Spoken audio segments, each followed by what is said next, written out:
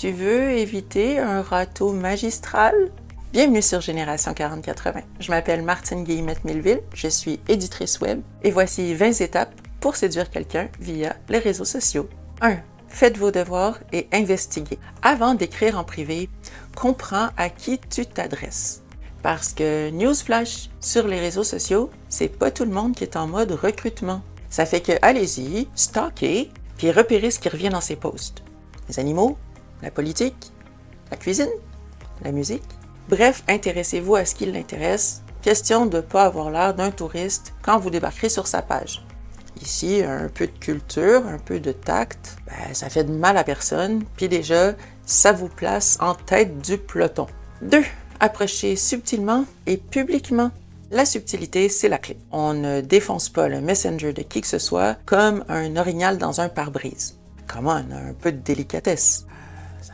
Ça ferait changement. Donc, on commence en public avec un commentaire pertinent, avec une présence intelligente, puis boum, c'est parti. On peut discuter publiquement. Et si la personne répond chaleureusement, vous pouvez peut-être ensuite vous risquer à un petit message privé.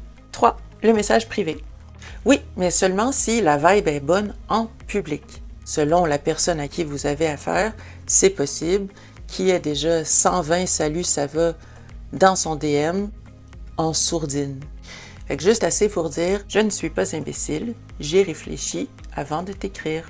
Ça, compte tenu du monde actuel, c'est déjà plus que pas mal. OK? 4. Patientez avec élégance. Vous avez envoyé votre message privé? On respire. Pas de relance compulsive, parce qu'ici, le silence, c'est pas un désintérêt automatique. C'est juste, c'est la vie. Parce que oui, il y a des gens qui ont une vie en dehors des réseaux sociaux. Puis cette personne-là, manifestement, elle en fait partie. En gros, tu te calmes. Okay? 5. Persévérer avec tact. Si la personne ne répond pas en privé, attendez un peu et revenez en public. Plus tard. À ce moment-là, si vous avez écrit votre DM, que vous revenez sur sa page publique et que la personne montre une certaine distance, c'est un nom quand même assez assuré. J'ai une vidéo qui s'intitule « 13 raisons pour lesquelles la personne que vous convoitez n'est pas intéressée ». Je la laisse en description. Vous irez voir si jamais ça vous dit. 6. Demeurez authentique. Toujours. C'est ici que tout se joue. Surtout, ne changez pas de personnalité en privé si la personne a apprécié qui vous étiez en public. La constance, c'est sexy. Puis les changements d'énergie, dans ces cas-là, c'est toujours un peu louche. Restez vous-même, restez authentique. Il n'y a rien de plus charmant que ça. 7. Utilisez les emojis avec modération. Un clin d'œil, oui. Une explosion de licorne et d'arc-en-ciel, c'est non. Les emojis, c'est comme des épices. C'est bon pour relever un plat, pas pour tuer le goût. Tu me suis? Vas-y mollo, fais des phrases complètes que tu peux appuyer avec des emojis qui vont venir souligner ton émotion. Les emojis, c'est pas des hiéroglyphes. 8. Gardez un ton léger et ludique. Les coquilles du correcteur automatique, ça devient une blague. C'est le terrain parfait pour une petite taquinerie.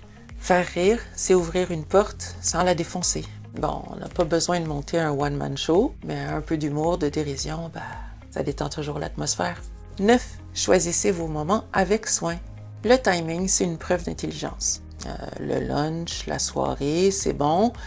Pendant son rush 9 à 5, c'est pas une bonne idée. Les bons matins et les bonnes nuits, attendez un peu, parce que pour l'instant, c'est beaucoup trop tôt. Il faut se calmer. En séduction, la patience, c'est la règle d'or. 10. Respectez le tempo imposé. La personne que vous convoitez répond vite, bravo. Elle répond pas vite, c'est pas grave, c'est bon aussi. Tant que la personne prend le temps de répondre, c'est un excellent signe. Après lui avoir écrit votre dernier message, vous laissez la balle dans son camp. Puis si la personne te laisse en plan, pas de problème. On ne double texte pas, on est des adultes, pas des usines à notification. 11. Passez à l'appel téléphonique. Bon, vous avez échangé des trucs le fun en privé, les conversations cool, ça va de soi. Vous avez adopté un rythme stable. Vous pouvez proposer une conversation vocale. Cet appel-là, il va changer toute votre dynamique parce que la voix, c'est toujours un sacré game changer. 12. Allez-y en douceur.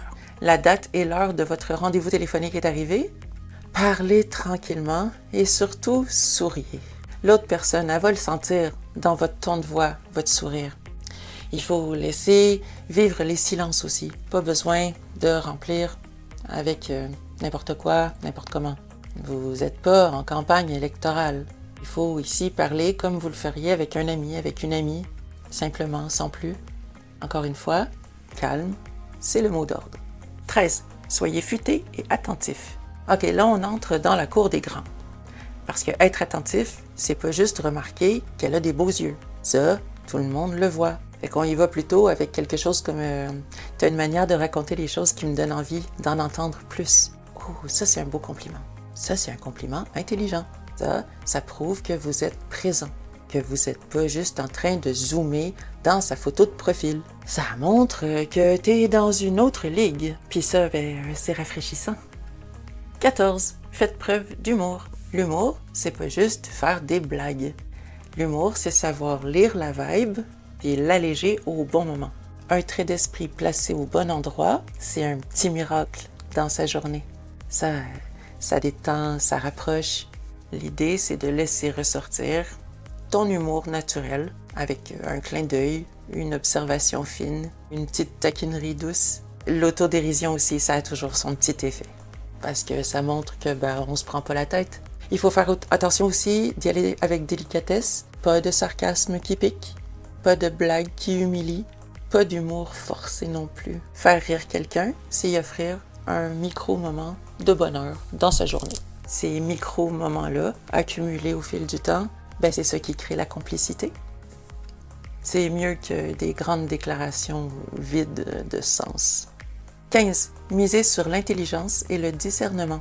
Le vrai charme, c'est dans la tête. À notre âge, on compte moins sur le physique que sur l'esprit. Oubliez les phrases toutes faites, puis posez des questions qui montrent que vous êtes réveillé.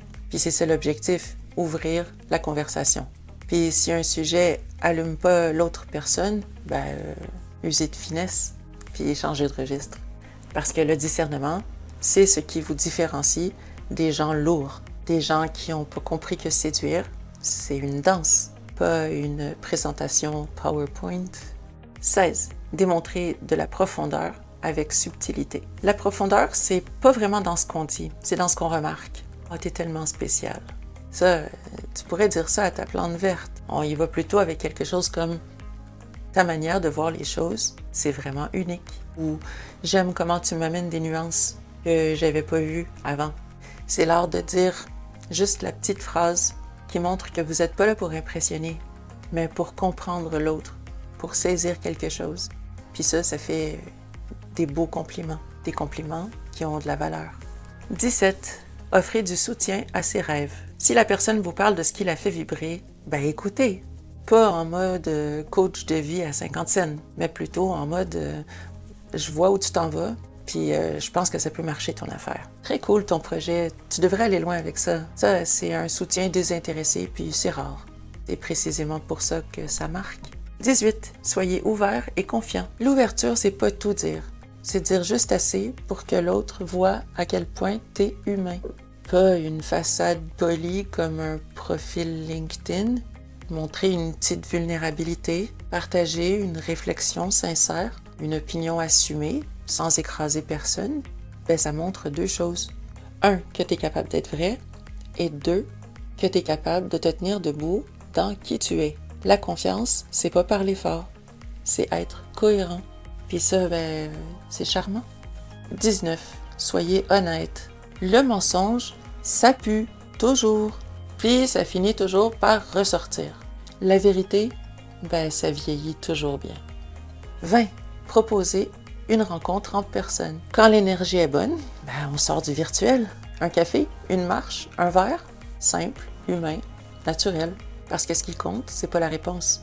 C'est ton courage tranquille de tendre la main. C'est ça qui fait le vrai charme de quelqu'un. Essuyer un refus, c'est pas grave ça. L'important, c'est ce qui se passe entre vous deux. Puis, il faut pas oublier que l'amour, c'est pas une chose pressée. C'est un jeu de patience. Conclusion. Séduire en ligne, c'est pas jouer à impressionner. C'est jouer à être intelligent, attentif, subtil et vrai. Ici, on ne chasse pas, on ne force pas, on n'étouffe pas, on écoute, on respecte, on rit, puis on voit où ça mène. Parce que une belle histoire, ben souvent, c'est monté après de la patience d'un humain qui sait en approcher un autre. T'as aimé cette vidéo? Ben like-moi, abonne-toi, puis en attendant notre prochain rendez-vous, ben paix, amour, puis à la prochaine!